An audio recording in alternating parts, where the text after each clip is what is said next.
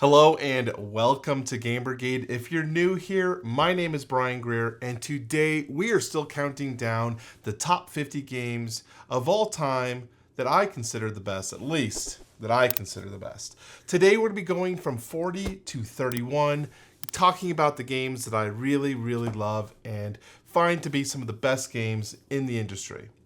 I talked about this in the first video, but if you missed it, let's talk about how I kind of choose the games to go on these lists. I have a 3-system method. The first thing I look at is how good the game is in terms of its quality of gameplay. Does it set out to do what it's trying to do, or at least what I believe it's trying to do? And just overall, its gameplay mechanics. The next thing I like to look at is how easy it for me to table this game. Are the rules simple to learn? Are they rules that are easy to digest and to remember and to come back to in the future? Or are there problems with the rule book and things like that? Those can kind of hold it back or potentially make it better depending on how it's made.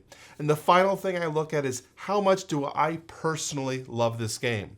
There are games that might not see the table more than once a year, but because of the amount of fun I have with it and the enjoyment I see with it, they still rank high.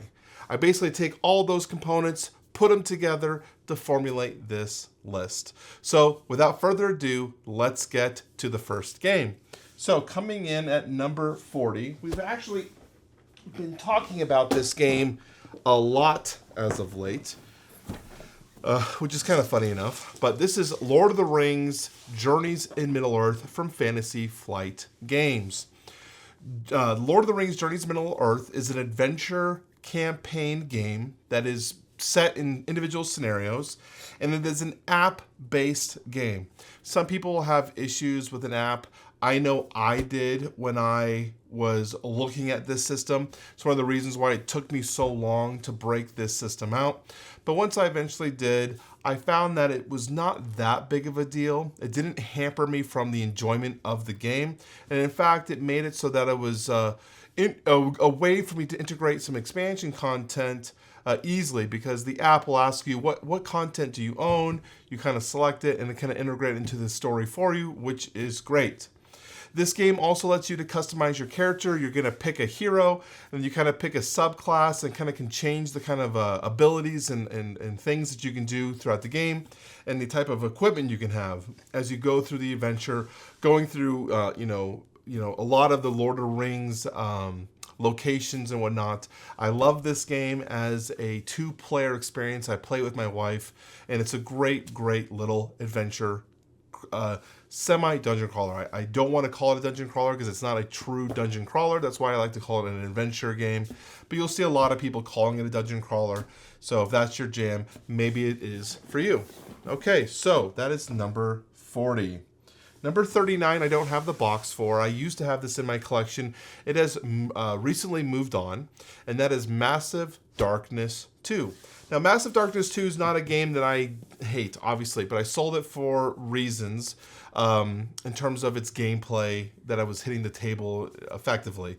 But Massive Darkness 2 is a game from CMON, and it's a very much a true-to-life dungeon crawler. If you're looking for an actual dungeon crawl experience where you're going to be moving through a dungeon, beating bad guys and completing individual scenarios, this one's for you. In fact, I remember when I played the first few scenarios, I remember stopping and saying, I am having a ton of fun, and it really reminded me of my time of playing Descent, the original Descent back in the day. Really liked it.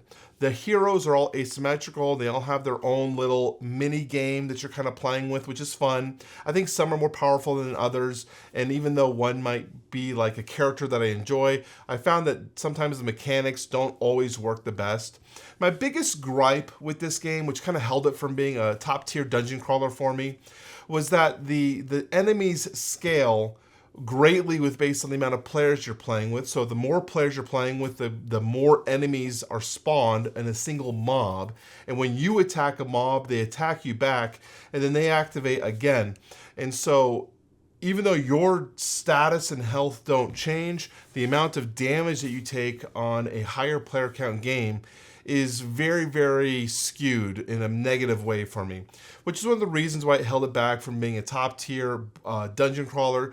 But a lot of the other systems I could see did well. I know a lot of people love this game, so that's why I place it here on the list. Okay. That is number 39, Massive Darkness 2. Coming in number 38, we have Raw. This is the Pharaoh edition that I picked up from Kickstarter, and this is from 20th Century Games. And Raw is one of those quintessential, like, end of the night games that doesn't take too much time, but a lot of people love it. This is a bidding game where you are going to have three values on your player board, and everyone has a different type of value, and they're going to range from a high value, a medium value, and a very, very low value on most occasions. And you're going to be drawing a tile from the bag and placing it into a location. That's one of the actions you can do. The other action you do is called Raw, which will declare a bidding war.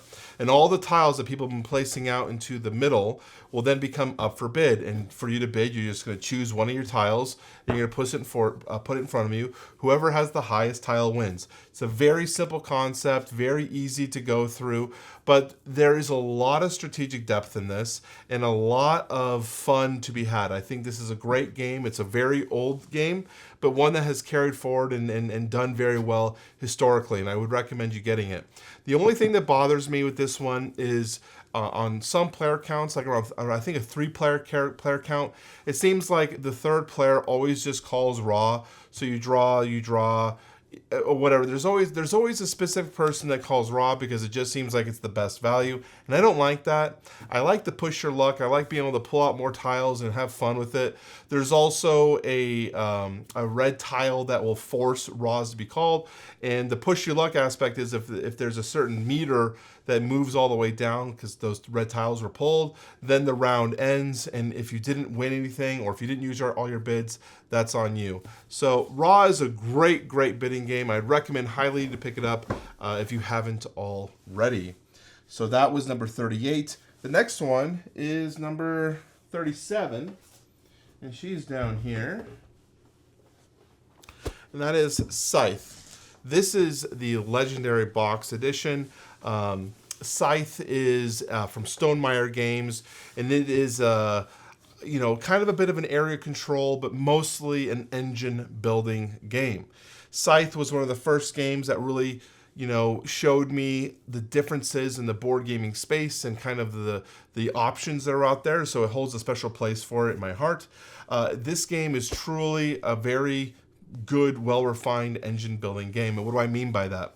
Well, you are going to be having to collect different types of resources to level up and build up your little board and getting different types of equipment, eventually purchasing more workers that can generate more resources. So you're always constantly trying to get things going with your engine as you spread across the board and collect different types of locations and tiles and whatnot. The game also has that anxiety feeling, for me at least, that whenever I'm playing it, I always feel like I'm 2 turns behind. Like, I need to do this, which I need to do this, which I need to do this, but I had to do all these things before that. And look at that guy over there. He's so far ahead of me. I feel like I'm so far behind, and I just have to do these things. It's a race game as well. It's the race to 6 victory points. However you can find them. There's a multitude of different ways to get victory points. You can go to combat with people. You can get hearts to have villagers and people love you. You can have the most combat prowess. You can visit the most locations on the board. There's a lot of different ways to get victory points, and whoever gets to 6 we'll call endgame, and you'll count up your victory points from there and see who wins. Scythe is a very, very good game. I don't think there's many problems I would have with it. I think it would be higher for a lot of other people. The reason Scythe has fallen for me is I just don't feel like it's in the 3rd category for me in terms of my rating schedule. I don't play this one as much as I used to anymore. It has fallen down because it has shown me everything I felt like Scythe could potentially show me. There's a lot of good game here, but I feel like I've experienced everything that Scythe has to offer, and while I haven't removed it from my collection, it's definitely one that doesn't see as much play anymore. So there you go. That is number 37, Scythe. Let's do this. That's a big lid. Okay, so coming in at number 36, also a game I don't own in the collection right now, and that is Clank Catacombs.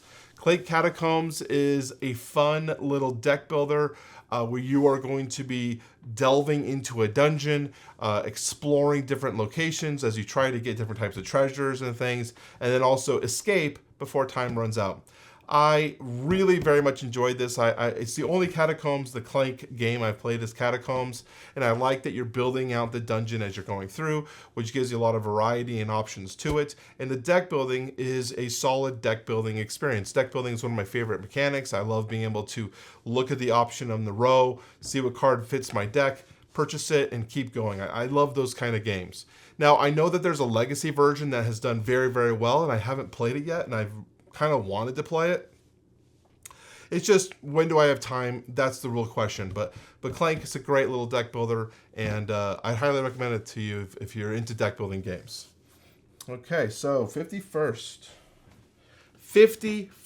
State coming in at number 35. Now, this is the Ultimate Edition. We did do a playthrough on the channel. If you're interested in that, check out the playthrough. 51st Edition is a tableau building game set in a post-apocalyptic universe. Now, there are a lot of different types of expansions. That's kind of what the 51st Ultimate Edition provides, where all these different types of expansions. You can add those modules or take them out depending on how you want to play it. But at its core, this is a deck building, a bit of a deck builder, but also a tableau building game where you're going to basically be building out these location tiles in front of you that have different types of actions or abilities that you're going to be activating. And you can also activate your opponent's abilities if they have a sharing mechanism, which is really cool. So you can figure out ways that you can utilize your opponent's stuff as well.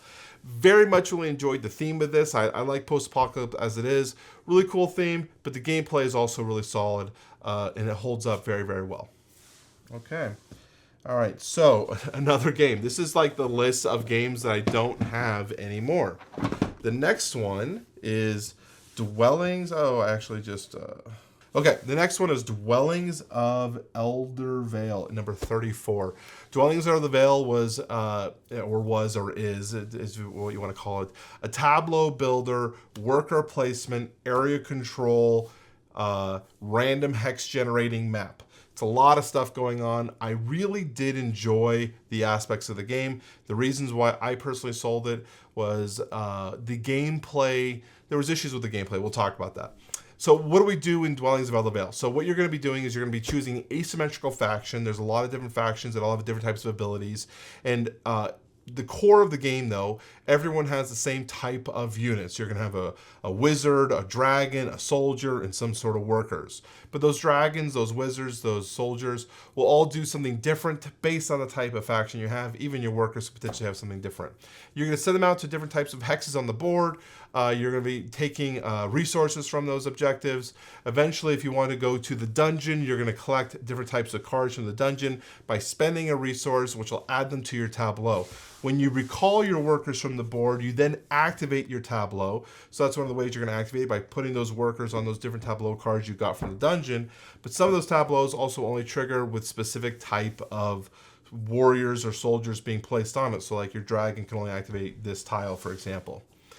Then you're going to expand the board, exploring, building out things, and eventually you're going to have to put little houses on top of your meeples' heads to declare that a territory is yours. There's also random monsters roaming around that you can defeat for victory points, and eventually you're going to be getting power crystals that are going to get you some abilities that are based on the type of dungeon you crawled into. It's got a lot of cool mechanisms going on, a lot of fun things, and a lot of things that I love in terms of working together. Well, this triggers this, which I want to trigger this, which is going to want to pull this back. I love games that do that, where everything kind of feels linked and cohesive. Now, the reason I personally felt a little bit out of love with it, and again, this was a personal problem with myself, was that I found that there was a lot of runaway winner games in this situation. It seemed like every game we played, we'd have one player at 100 points, everyone else at 60 points, and it just didn't feel like there was a lot of gameplay aspects for people to catch up when someone was so far ahead. Now, that is, again, my personal situation. I haven't heard anyone else talk about it, so I don't know if that was just our gameplay group, but it was enough that it made it that I didn't get to the table as much as I wanted it to, and with it being so highly valuable, I decided to sell my copy. So that is Still, though, a highly rated game. I'd still play it if someone wanted to play it with me. That is Dwellings, available at 34. The next one we have is Brass Birmingham at 33. This is from Roxley. Brass Birmingham is probably one of my favorite Euro games. This is a Euro economic game set in London in like the 17th and 18th century. Where you are going to be building different types of complexes and industrial buildings as you expand your network and try to get the most economic prowess. You're going to have to take out loans to generate more money, which you're going to have to pay those back and eventually build up more industry. And there's going to be two phases in this game where you have a water phase where the canals are going to be transferring your stuff to different zones and eventually converting to the rail phase. And based on your network, based on the stuff you've built, will dictate the victory points. It's a very tight, very, very solid little game. I believe Martin Wallace is the designer of this game, and I've enjoyed his systems for the most part. And Brass Birmingham is one that I would love to go back to more. I wish my player group would request it to play it with me more. It's a game I really, really do love. So that is Brass Birmingham. I believe the 33, right? So 32 and 31. Okay, 32. We talked about the baby brother to this one in the last video, but here we have the Everdell Complete Collection. Everdell as a whole, and maybe I should do this like as a whole, is a really wonderfully charming little city building game.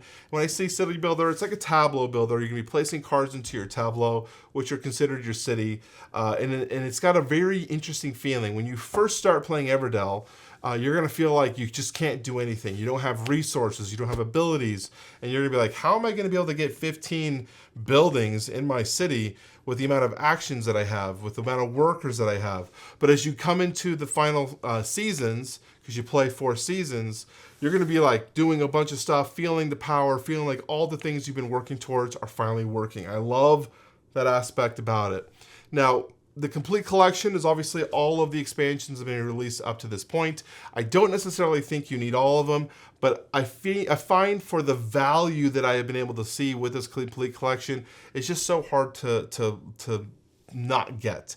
The value of the game comparatively to what they were as standalone products, this gets you everything in a complete box. I very much love Everdell, the complete collection. Okay, and the final game, a game that doesn't get enough love and enough hype, is Detective City of Angels by Van Ryder Games. Detective City of Angels is a sleuthing game where players are going to be effectively trying to solve different types of cases. Now, the interesting thing about this one is that one player is going to be playing as the Chisel, who's going to basically be the narrator or the storyteller of this game, while the other players are going to be the detectives who are trying to solve the case. The way that works is if a detective is going to interview a person, they'll have some sort of evidence that they can resolve or and whatnot. The Chisel, the other player, is going to be doing the responses from the person that's being interviewed. What does that mean? Well, there's a chart that will tell you what kind of information you want to do. Do you want to be truthful, but maybe not as much information as possible? Do you want to be an outright liar? Do you want to just tell them to get lost? Whatever response you want to do, you have the option to, and you're going to pass that response to the other player. Now, the other player is going to read that response and have to decide if you're lying to them or if that's truthful. If they're lying to them, you can press for more information, which is if you're true. If that person was actually lying to you and you press them for more information, then the Chisel is going to have to give them the correct information. But if I did give you true information, you press me for information, I actually can take that token that you used to press me for information and use that as leverage against you later. Maybe when there's a situation where I don't want you to have information or ask a question, I can give you back your leverage and potentially harm you later. So you have to really have a good understanding of when do you press for information and when do you just try to trust your gut and know if this person's telling the truth based on the whole range of the scenarios. There's a ton of different cases in this one. I like the range of difficulty from the beginner up to expert, which has a lot more things going on and variables for you to play with. It's very, very fun, and I don't think enough people talk about that one.